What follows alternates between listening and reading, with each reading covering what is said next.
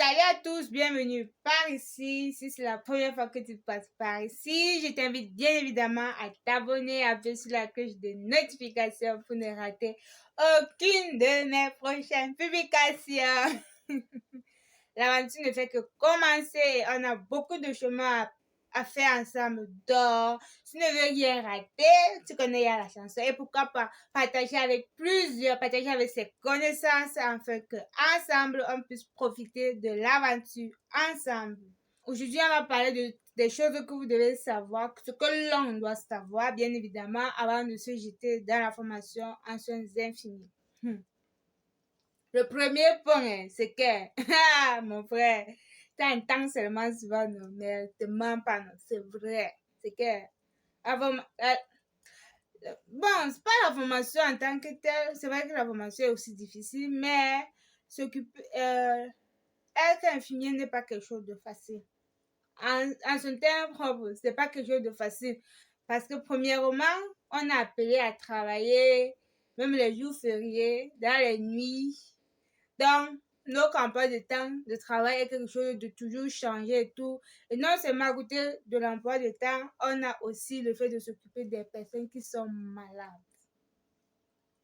Toi, tu comprends, s'occuper de quelqu'un qui est malade, c'est pas facile. Donc, tu vois quelqu'un entrer parfois, tu peux bien prendre soin de tes patients, mais vraiment, on sait tous que bon, on ne peut pas, il y a des choses qu'on ne peut pas éviter, que bon, peu importe ce qu'on fait, on ne pourra rien faire. Donc, tu seras appelé, tu vas observer tes patients en train de souffrir énormément et tu ne pourras rien faire.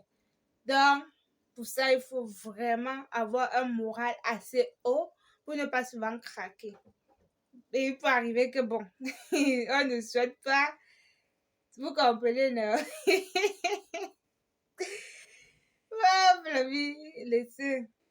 Je ne veux pas dire le mot là, pardon. Quand la personne go là une seule fois, imagine si c'est dans tes mains, le traumatisme de ça, c'est pas facile. Ça ne veut pas encore arriver. Mais les gens que je vois à qui ça s'est passé, vraiment, leur morale était vraiment bas et ils avaient besoin de personnes pour les écouter, des personnes avec qui ils pouvaient parler et tout, pour raconter l'expérience afin qu'ils puissent se libérer, quoi. Et ce qui amène au deuxième point, il faut avoir beaucoup d'amour pour le métier. Beaucoup d'amour. C'est vrai que bon, généralement, ce n'est pas toujours le métier qu'on a voulu faire. Mais comme on dit souvent, comme il y a un adage qui le dit très souvent, on n'est pas obligé de faire ce que l'on aime, mais on est obligé d'aimer ce que l'on fait. Donc, en d'autres termes, même si ce n'était pas ton métier de rêve ou bien ce dont tu te voyais faire, ça ne c'est pas grave.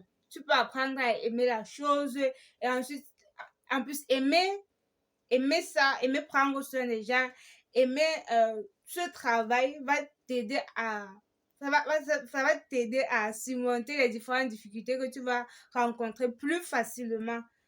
Donc, ma chérie, mon frère, tu ne voulais pas, non. Tu es entré, non. Apprends juste à aimer.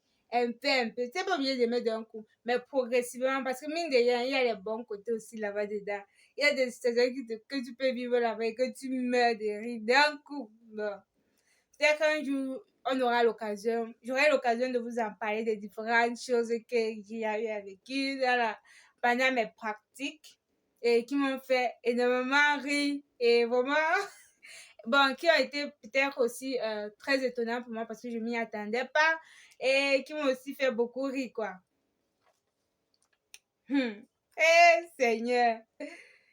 Le troisième point, mon frère, c'est la patience.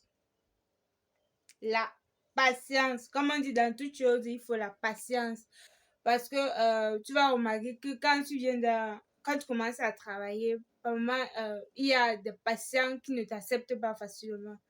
Et parfois, bon, comme personne n'aime être rejeté, quoi. Donc, à un moment donné, au début, ça sera peut-être un peu difficile d'accepter le rejet, là. C'est pour ça que je te dis que tu dois être beaucoup patient, tu dois avoir la patience en toi. Comme ça, quand la personne te rejette, peut-être que dès les 2 premiers jours, bien les premières semaines, les premiers mois, tu vas remarquer qu'à la longue, avec le fait travail, la confiance qui va naître au fur et à mesure entre vous, la personne va t'accepter. Et puis également la patience parce que d'une part, tu veux bien traiter les gens, mais ces gens ne vont pas toujours accepter que tu les traites, quoi. Et tu ne peux pas traiter quelqu'un contre sa volonté. Donc, la patience te permet de travailler ces deux choses et comprendre aussi plus ton patient et essayer d'être un peu plus indulgent envers lui. Tu vois un peu quoi. Et le quatrième point, c'est l'observation. C'est l'écoute. On doit vraiment savoir être à l'écoute de nos patients. On doit être à l'écoute, même pas seulement de nos patients, même de notre entourage et tout. Donc, c'est pas toujours toutes les douleurs que l'on a, que l'on exprime ça verbalement. Parfois, on veut bien exprimer verbalement, mais on n'a personne qui est là pour nous écouter. Donc, imagine, tu prends soin, généralement, bon, pour ceux qui sont dans les maisons de retraite ou bien pour les malades qui sont à l'hôpital, vraiment, tu te rends compte qu'ils sont à l'hôpital, surtout présentement avec cette pandémie qui est là. Les visites sont restreintes, ils aimeraient bien parler avec quelqu'un et il n'y a personne. En dehors de toi qui est l'infirmier, toi qui est celui qui prend soin d'eux. Donc, et parfois, ils ont envie de passer quelques moments juste pour parler, pour ressortir ce dont ils ont dans le cœur. Et bon, et parfois aussi même en étant très observateur, tu peux remarquer quand est-ce que ton patient ne va pas bien et venir en aide le plus tôt que possible, lui apporter ton aide de la meilleure des manières et voir si cela correspond correctement. Et la dernière, je dirais que c'est avoir beaucoup de joie. Oui, on doit avoir beaucoup de joie en soi. C'est pas obligé, hein? C'est qu'un conseil. En fait, la joie que, en fait, quand vous remarquez, comme pas dans les hôpitaux là, mon frère, c'est comme si c'est mort, c'est silence terrible. On était dans la maison de retraite dernièrement, mon frère. C'était calme, maman. C'était calme. Non, jusqu'à, jusqu'à y en vivre ici. On s'est dépassé. Donc, en fait, cette joie, vous voyez, tellement, ils sont souffrants, ils sont malades, ils n'ont plus d'espoir et tout. Ils se disent que non, c'est la fin et tout, et ils n'essayent même pas. Bon, avant aussi, imaginez, tu es malade, mon frère, tu es couché là-bas. Quelqu'un qui vient pour prendre soin de toi, il arrive avec la face attachée ensemble. Mon frère, ça ne te motive même pas, ça te tue encore ton moral à terre. Alors qu'imagine, tu es couché à l'hôpital, tu es malade, quelqu'un vient et te dit, oh, salut, comment tu vas? La journée a été avec un magnifique sourire, ça illumine un peu ta journée. Ah, est-ce qu'elle ment? Ça illumine un peu ta journée. Bon, c'est vrai que ça va pas changer quelque chose à ta situation, mais n'oublions pas que d'une part, les maladies se guérissent aussi psychologiquement. En fonction de notre psychique, il va arriver que non.